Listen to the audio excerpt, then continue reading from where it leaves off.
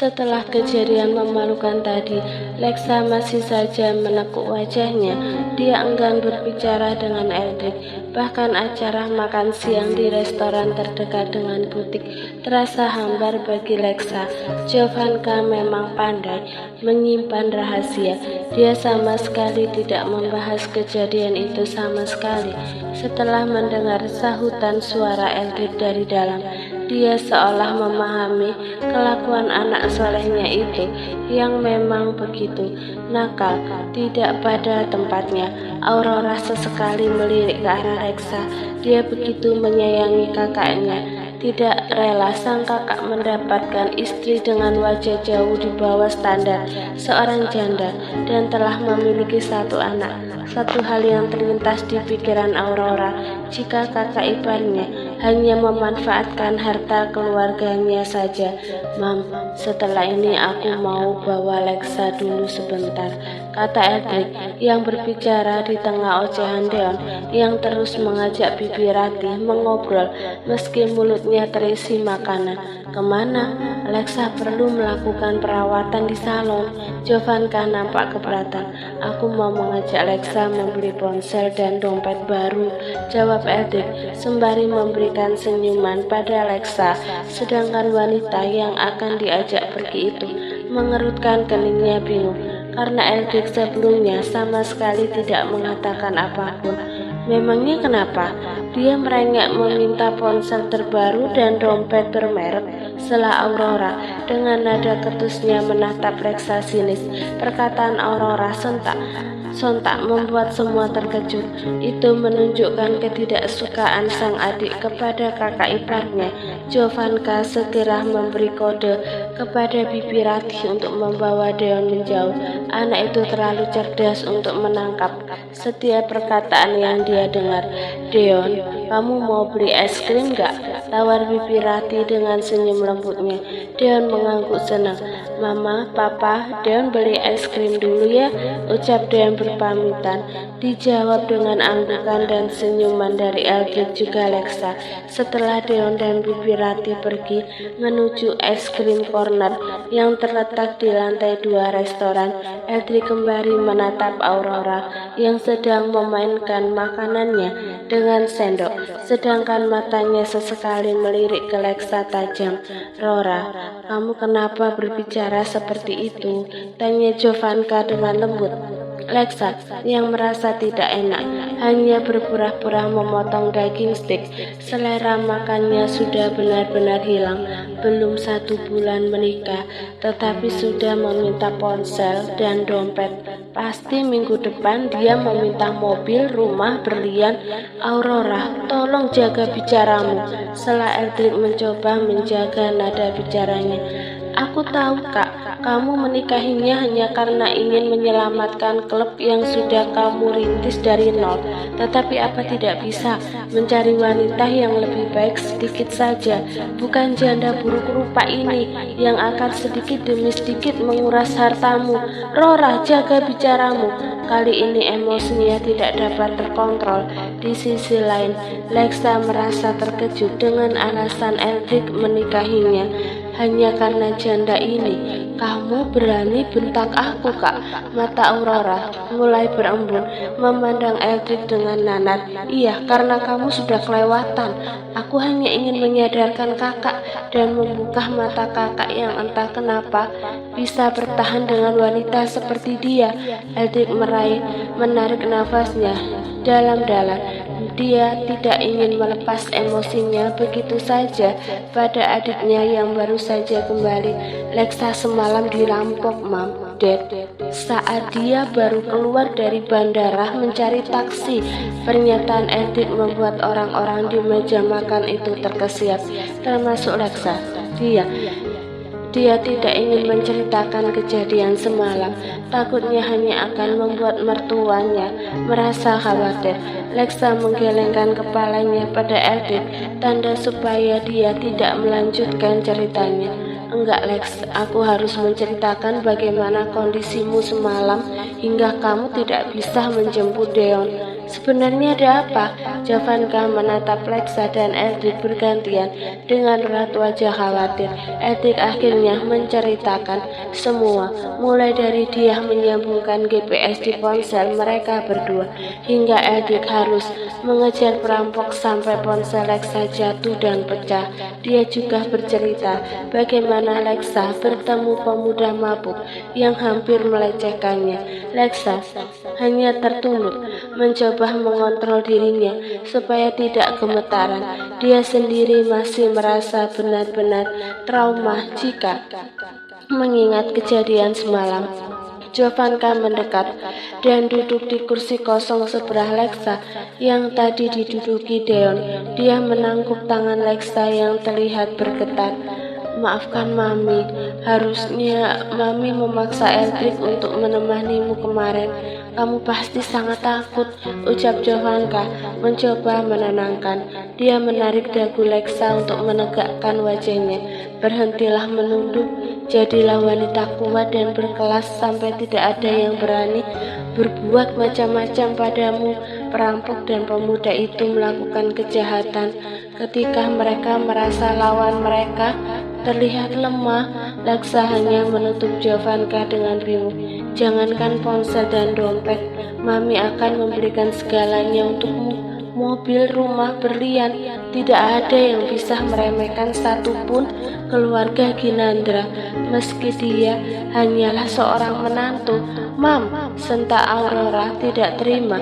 Dia yang tadinya merasa bersalah telah menuduh Lexa matre, tetapi mendengar tawaran Mami Jo yang berlebihan membuatnya kembali berpikiran buruk kalau wanita itu hanya akal-akalannya saja menarik perhatian semua orang. Aurora, jaga sikapmu. Darren dengan suara beratnya akhirnya ikut berbicara. Hal itu membuat Aurora semakin kesal. Tidak ada yang berpihak padanya. Putri kedua Darren itu akhirnya menghentakkan kakinya dan pergi dari sana dengan amarah yang menguar, membuat atmosfer ruang makan VIP itu mencekam. Mam, aku tidak enak. Lexa benar-benar semakin merasa bersalah membuat kekacauan dengan Aurora. Pertemuan pertama mereka sungguh tidak mengenakkan. Biarkan saja, Aurora urusan Mami dan Daddy, ujar Jovanka dengan lembut. Sebenarnya Eldrik merasa iri jika bersama menantunya. Mami Jo selalu bersikap manis. Berbeda jika berhadapan dengannya, selalu saja berakhir dengan jeweran atau cubitan, bahkan umpatan. Tetapi Eldrik bersyukur istrinya membuat sang Mami menjadi jinak. Pria itu terkekeh sendiri dengan lamunannya, membuat Jovanka melirik tajam. Kenapa ketawa? Ngerasain Mami ya? Tuh kan, kalau berbicara denganku seperti berbicara dengan anak gembala, gumamnya dengan cekikikan. Tidak sopan membuat Jovanka hendak menghadap Eldrik, memberinya pelajaran karena beraninya menertawakan ibunya. Lexa, panggil Darren lembut. Lexa dan Eldrik pun menoleh ke arah Darren. Begitupun Jovanka yang tidak jadi menyulut api peperangan dengan anak solehnya. Daddy mendukung Mami. Kamu harus berubah dirimu menjadi lebih baik, bukan karena kami malu dengan kamu yang apa adanya ini. Kamu kenal istilah di balik lelaki yang sukses terdapat istri yang kuat dan menawan di belakangnya, lanjut Darren. Ya bukan gitu juga peribahasanya, Der, sangkal Eldrik yang merasa aneh dengan perkataan Darren. Intinya kan begitu. Lexa harus menjadi kuat untuk menyingkirkan orang-orang julid yang siap menjadi cemilan kalian setiap hari. Iya, Dad, aku mengerti, jawab Lexa. Sebenarnya dia tidak sepenuhnya mengerti. Dia belum mengenal Eldrik dengan baik. Yang dia tahu, Eldrik hanyalah pemilik klub malam dan memiliki rumah sederhana. Mungkin wajah tampannya yang membuat Lexa banyak saingan. Begitulah yang di pikiran Lexa saat ini. Mami Jo, ahlinya dalam memakeover penampilan luar dan dalam, serahkan padanya. Jovanka menepuk dadanya dengan jumawa hingga mereka saling melempar kata-kata candaan yang membuat suasana canggung menjadi hangat. Lexa juga menepis kata-kata Eldrick yang mengatakan kalau ayah mertuanya mengerikan. Nyatanya dia tidak beda jauh dengan Mami Jo. Tanpa mereka sadari ada pria asing yang menguping pembicaraan mereka dari balik pintu ruang makan VVIP yang terbuka akibat Aurora tadi tidak menutupnya kembali setelah dia pergi. Pria asing itu berjalan keluar dan segera mengambil ponselnya. Dia seakan melaporkan apa yang baru dia lihat dan dengar kepada bosnya di ujung telepon. Rumah megah pemilik kerajaan bisnis Gwynandra Corporation yang biasa sepi kini terlihat begitu ramai oleh tamu undangan dan keluarga besar. Kemegahan, desain pesta indoor serta jamuan berkelas menunjukkan kalau tidak sembarang orang dapat masuk demi memenangkan gengsi. Mereka menggunakan pakaian dan aksesoris terbaik. Jika tahun sebelumnya pesta ulang tahun selalu diadakan di hotel milik Anggoro, tahun ini dia memilih mengeksplorasi rumahnya sendiri. Sedari pagi hadiah dari rekan bisnis atau keluarganya berdatangan. Spot khusus meletakkan kado pun sudah hampir terisi penuh. Tujuan dari pesta tahunan ini adalah salah satunya untuk mempererat persaudaraan antar keluarga besar Gwynandra. Bukankah tak kenal maka tak sayang? Tujuan besar Anggoro adalah meminimalisir perebutan kekuasaan. Dia berharap dengan acara tahunan ini dapat menumbuhkan rasa saling cinta satu sama lain. Tetapi manusia jika dihadapkan oleh harta dan tahta sering mengesampingkan rasa cinta seperti pemandangan indah yang ada saat ini. Semua saling tersenyum dan menyapa dengan ramah, padahal tidak sedikit dari mereka ada rasa ingin saling menjatuhkan dan berebut kekuasaan. Clara salah satunya. Dia adalah istri dari mendiang anak pertama Anggoro. Seharusnya yang memiliki hak penuh terhadap perusahaan adalah keluarganya, tetapi Giulio justru dijadikan bawahan Darren, anak terakhir Anggoro. Dia menanti-nanti kedatangan Darren beserta keluarga yang digadang-gadang akan mendapatkan amukan dari Anggoro. Adik ipar, sepertinya Darren dan keluarga tidak berani menampakkan dirinya ke acara ini, ucap Clara yang sedang duduk berdua dengan Renata di salah satu kursi paling depan dekat podium. Renata menyunggingkan senyum miringnya setelah melihat pintu masuk yang masih belum menampakkan sosok Darren family itu. Jika mereka tidak hadir, dipastikan Papa akan benar-benar marah.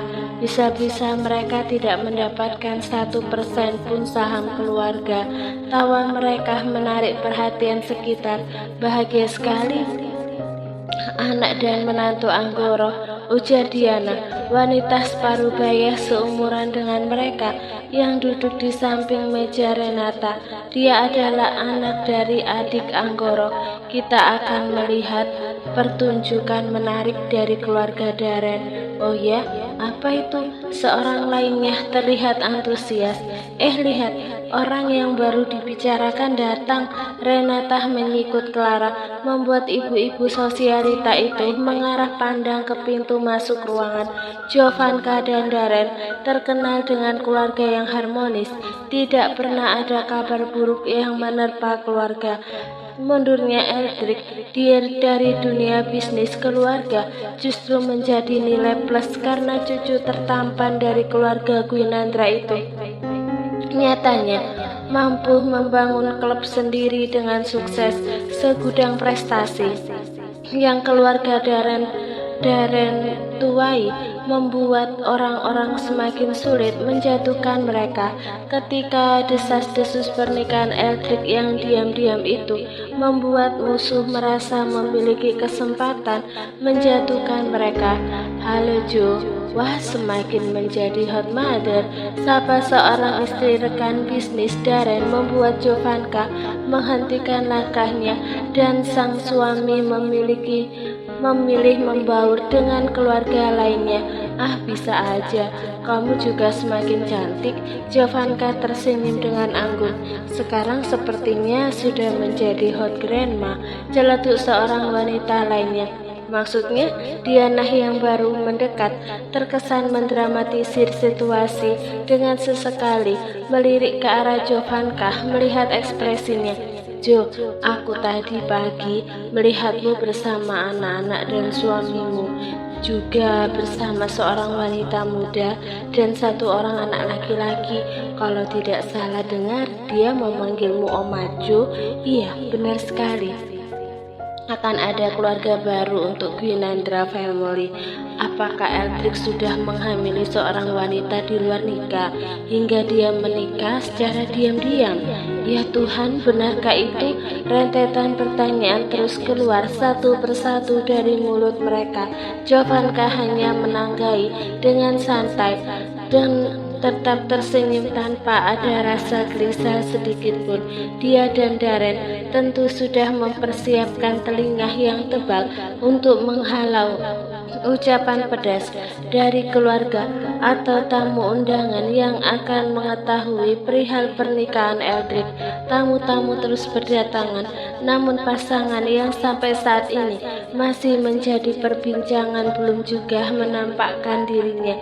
Di sisi lain, Lexa berkali-kali menatap jam di pergelangan tangannya.